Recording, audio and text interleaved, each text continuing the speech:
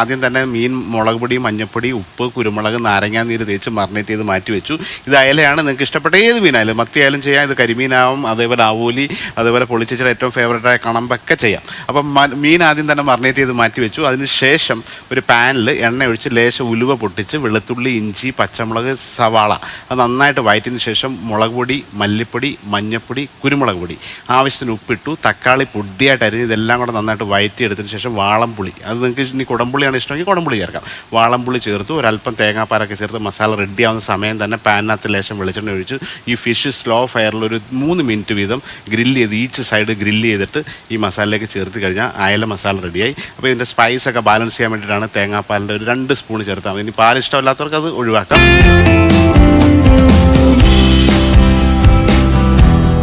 നമുക്കിനി ടേസ്റ്റ് ചെയ്യേണ്ട ഒരു സമയമായി. അങ്കിൾ ഊണുകാലായി വരൂ. ദേ പുള്ളിക്കാരനെ കൂടെ വിളിച്ചോളൂ.